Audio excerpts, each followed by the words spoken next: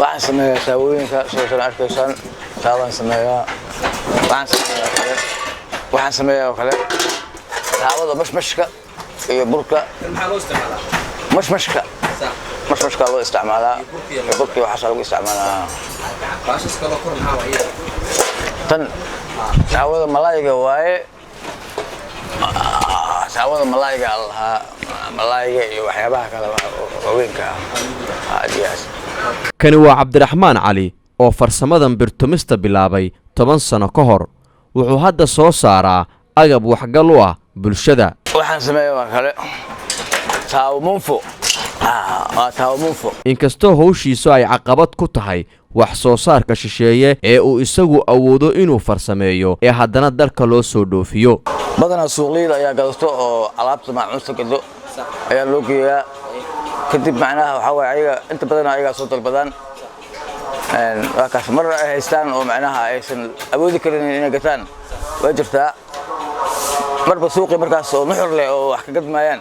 ankeena marna waa la soo laabanaa macnaha waxayna wuxuu rumaysan yahay Cabdiraxmaan in dadka qaar ay ka jecel yihiin waxa ay soo saaraan halkii ay dhiirigelin lahaayeen wax soo saarka shisheeye ruuxantii maacunta dibadda ka imaato iyo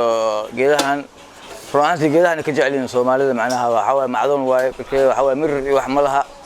waxa way masaqana isticmaaltaankooda aad macnaha sempre macnaha waxa way farsamada wadanka ay macnaha aad u qiimeeyaan macnaha farqtiga soo gala waxa way folia la yiraahdaa bal folia aan soo gataa oo macnaha macdanta ah waa folias marka lacag weyn ilaa $60 $70 $80 amal ka soo bixiyaa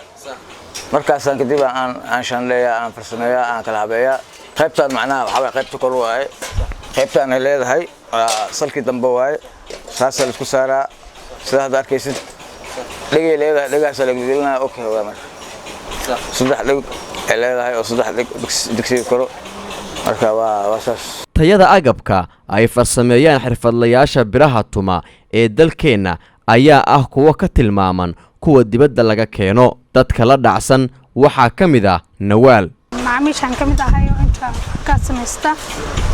geedana lagu sameeyay muddo ilaa 3 bilood geedana fiican yes suuqa way taala ayadoo qiimaheedu iska macquul yahay marka tan aan doorbiday sanadihii dambe waxa muuqda hoos u dhac ku yimid xirfadlayaasha biraha tuma taas oo ay dadka qaar u sababeeyeen dhiirigelin la'aanta iyo takoorka lagula kaco dadka ehelka u ah xirfadaha laga maarmaanka u ah bulsho kasta